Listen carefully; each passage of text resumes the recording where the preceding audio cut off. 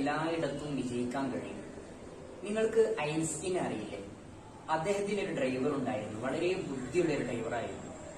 ഒരുപാട് കോളേജുകളിൽ പ്രസംഗിച്ച് ക്ഷീണിച്ച ഐൻസ്റ്റീൻ ഡ്രൈവറോട് പറഞ്ഞു, അടുത്ത സ്ഥലത്തെത്തുമ്പോൾ എന്റെ പകരം താങ്കൾ സംസാരിക്കണം. കാരണം ആ നാട്ടുകാർക്ക് നമ്മയും അറിയില്ല, നമുക്ക് ആ നാട്ടുകാരെയും അറിയില്ല. അങ്ങനെ ഡ്രൈവർ സമ്മതിക്കുകയാണ്.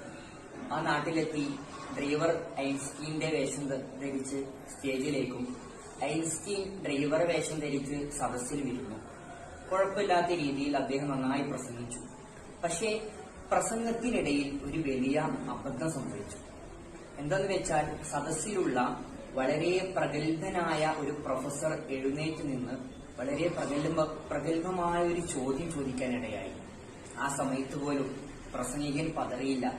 അദ്ദേഹം ആ ഒരു ചോദ്യത്തെ വളരെ നിസാരവൽക്കരിച്ചുകൊണ്ട് അദ്ദേഹം പറഞ്ഞു, ഇത്രയും നിസാരമായ ചോദ്യത്തിന് മറുപടി പറയാൻ എന്റെ ആവശ്യമില്ല, അതിനെന്റെ ഡ്രൈവർ മതിയാകും. അദ്ദേഹത്തെ ഞാൻ സ്റ്റേജിലേക്ക് ക്ഷണിക്കുന്നു.